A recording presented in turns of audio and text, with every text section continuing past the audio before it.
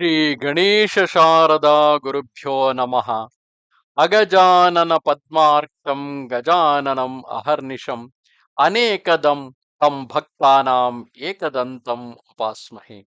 Welcome to all for this session on Ganesha Purana to chapter 36. In the previous chapters, we heard the story of King Rukmangada, who is son of Bhima, and he went into the hermitage of sage Vachaknavi and Mukunda, and there he was seduced by the wife of sage Vachaknavi, that's Mukunda. Because his senses were under control, he rejected her. He walked out of that ashrama. Then Mukunda cursed him to have the leprosy. Then he was saved by Narada, who directed him to the pond of Ganesha, called as Ganesha Kunda, and the kshetra called as Chintamani. He went to that kshetra, had a dip in the pond, and because of that reason, he was cleared of all his sins, and his leprosy was cured, and he was invited to Ganesha Loka by the Lord Gajanana himself, who had sent aerial vehicles for him to be picked up. So he did the sacred bath on behalf of his parents as well all his subjects, so that more aerial vehicles were brought, and with that the entire family, subjects, the army of Rukmangada, they all went to the heaven of Ganesha. And then the story continues. Vyasa, who was hearing this story from Brahma, asked, O lotus seated Brahma, I have heard the glorification of the sacred pond of Ganesha and the story of Rukmangada and the inhabitants of Kaundinya city who all had gone to the heaven of Ganesha. However, Brahma, please tell me the good story of Mukunda, because after Rukmangada rejected her and walked out of her hermitage, what happened to her? Brahma said, after Rukmangada had gone, she was blazed with passion's fire like open space in a huge forest during a forest fire in summer. O son, Mukunda gained no comfort in that spot in the forest covered with flowers and creepers where a cool breeze was blowing, nor from moonlight and sandalwood, nor did she find any pleasure in laughter, dance, song, storytelling, food, or drink. But in spite of her anxiety and agitation about him, about Rukmangada, sleep came instantly to her. She was fatigued as she was from hunger and thirst. O Lord of the sages, at the same time, Indra became aware that this young woman asleep in the deserted forest was sick with desire and agitated because of Rukmangada. Assuming Rukmangada's appearance, because Indra can change his shape and form, so he took the appearance of Rukmangada. He sexually enjoyed that lustful woman and gladly embraced her. When Rukmangada approached her, sorry, when Indra approached her in the form of Rukmangada, Mukunda was under the feeling that it is the same Rukmangada who came back to her. So Rukmangada became very aroused.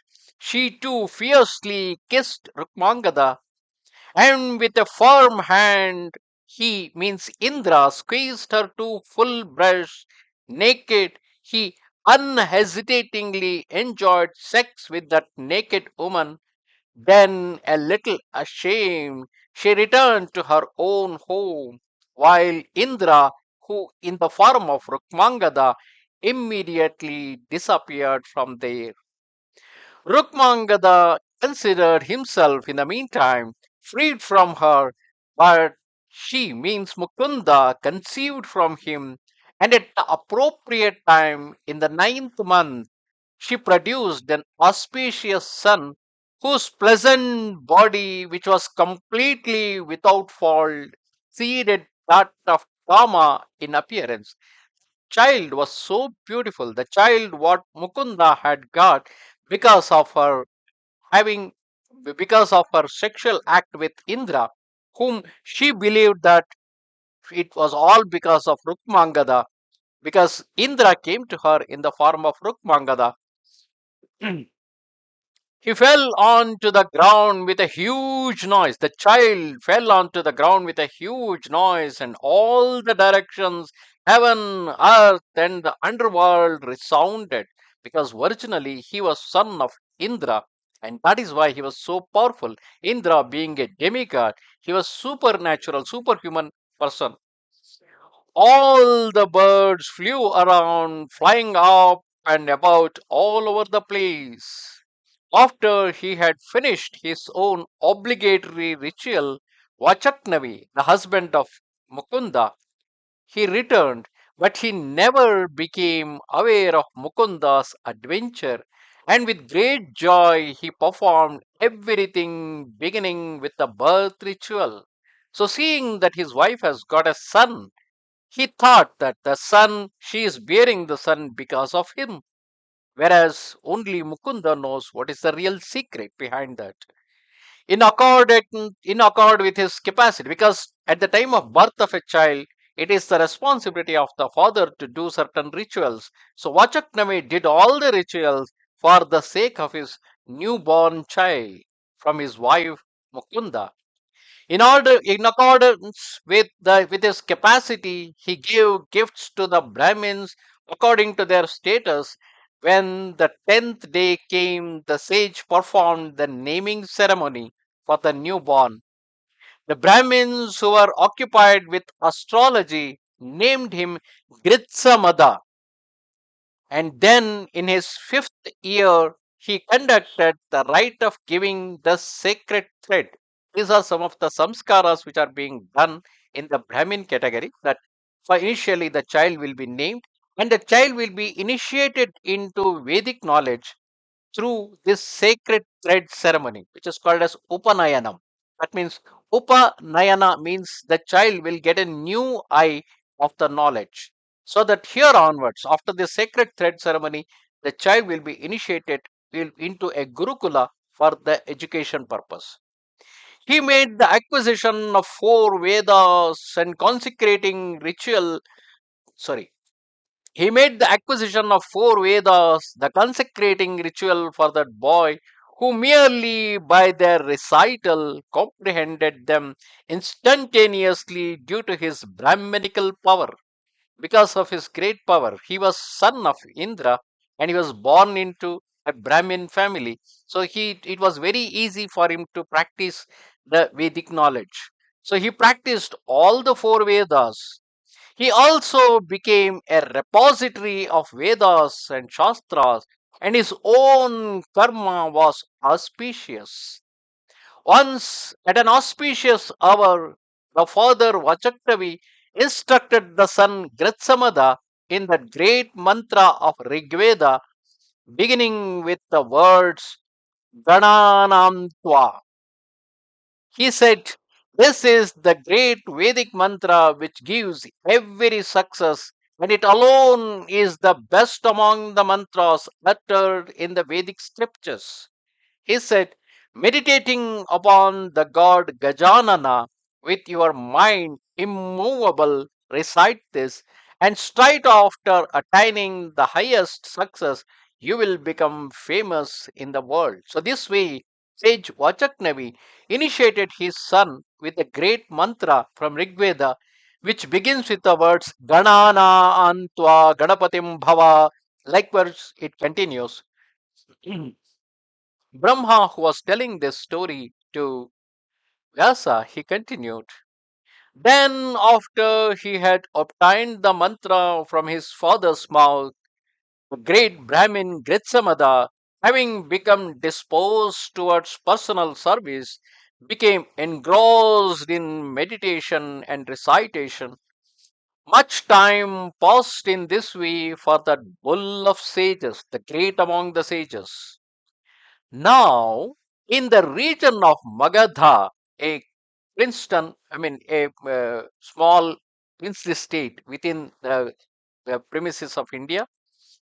In that region of Magadha, there was a king named Magadha, both with the same name, who has a handsome appearance, very proud, a munificent man, and a crusher of enemies, richly endowed with various splendid ornaments.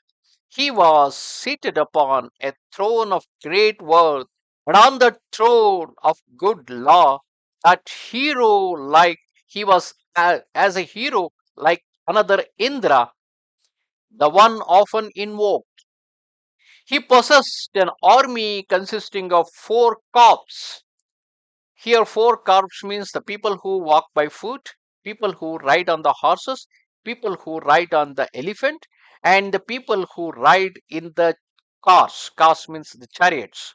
So these are called as the 4 different corps in the ancient Indian armies.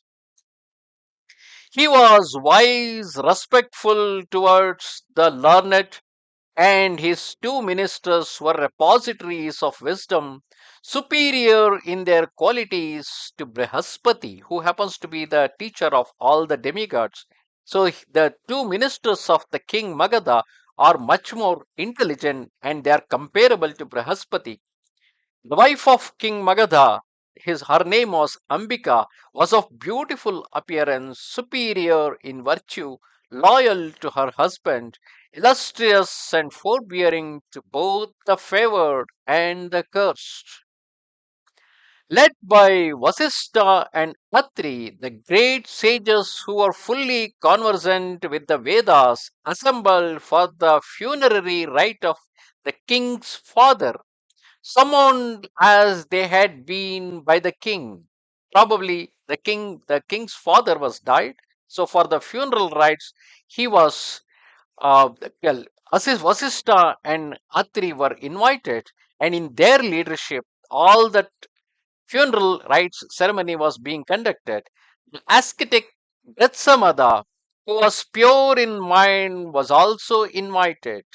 He then spoke confidently on the subject of Shastras, but in the presence of other sages, Atri said to him, "Shame, shame upon you!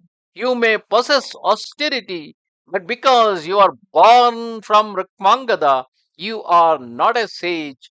Ponder on your birth from a prince. You are unworthy of respect in our presence. So go home, go from here to your own hermitage." This was one of the aspects that was being followed in the ancient India, that people need to be from the great families. And it's not just in India, world over, whenever anybody is being considered, their lineage, from whom they are born, who was their father, and who was their grandfather, great grandfather. This lineage was very much necessary as one of the pre-qualification to consider a person to be authentic rather than their own personal knowledge. However knowledgeful they are, there will be someone or the other who would shame them just with their lineage. In this case, in case of Grithsamada, who happens to be son of Mukunda, the great sages were knowing that he was not born from his the real father. The real father of Grithsamada was basically Rukmangada, as Mukunda was after Rukmangada to get a child, and he was not belonging to the lineage of Vachaknavi. So, raising this lineage aspect, Atri has insulted Grithsamada and asked him to leave the assemblage of all the sages. When he had heard Atri's speech, he blazed with anger as if he were burning, and he really was almost burning the triple world and almost consuming those sages, some of whom fled like deer who have spotted a lion. Just like the way when a lion comes, the deers run away. When they saw Grithsamada burning with the fire because of the insult made by Atri, the other sages ran away from the spot. After that, he addressed those sages led by Vasistha who were at that meeting place. Grithsamada said, "O Lord of sages, If I cannot be Rukmangada's son, I will turn the rest of you into ashes with a fire curse.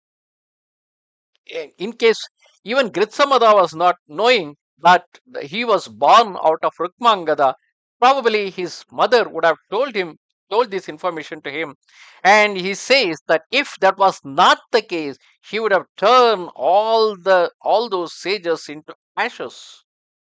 Brahma said, having said this to all those sages, he went to his mother Grithsamada, asked her, speak, you excessively lustful, depraved woman, tell me who my father is, O Mukunda. If not, you will be burnt into ashes. After she had heard this speech of his Mukunda, after she means Mukunda heard the speech of her son Grithsamada, Mukunda became terribly agitated and trembled like a bud-filled plantain tree in the wind. With her palms clasped in obeisance, that woman spoke in a pitiful voice because Mukunda was knowing what caused the birth of Grithsamada. So she was trembling with the fear. She folded her hands and she was speaking in a very pitiful voice. Mukunda said, when he became separated from this retinue, while he was utterly absorbed in the hunt, I saw the excellent king, the good Rukmangada, who is prosperous in all the triple world, while my beloved husband Vachaknavi was occupied with his personal ritual and remembering Brahma's statement that women are irresistible, they cannot control the senses. My heart became stuck on that king, and that king happens to be your father. She told the entire story of how Grithsamada was born. After he had heard her speech, the sage became silent, and with his head hung low in shame, he placed the curse on his mother. The son said, O stupid, depraved woman, obsessed with evil, became countless fruits in the forest that are thorny and shunned by all living beings. So the son Grithsamada placed a curse on his mother Mukunda, telling her that you become a thorny shrub towards which no animal would come near because it would be thorny in nature. Full of anger, even she too placed a curse on her son. Otherwise, Mukunda was basically very devout wife, was a very good woman.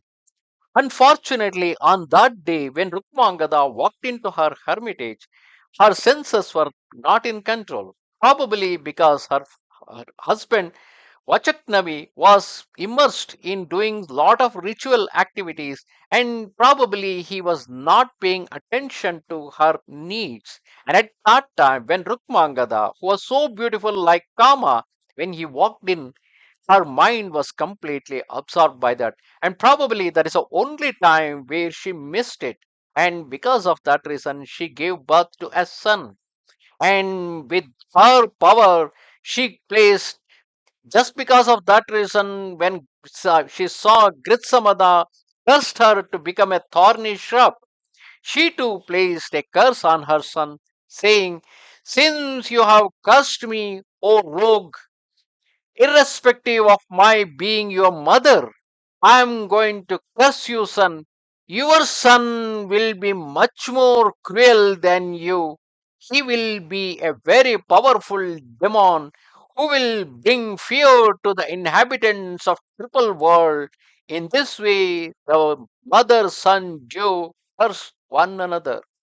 So in return, even Mukunda cursed her son, saying that your son, that means the grandson of Mukunda, the son of Grithsamada, will going to be much more evil and will cause lot of trouble to the inhabitants of all the triple world.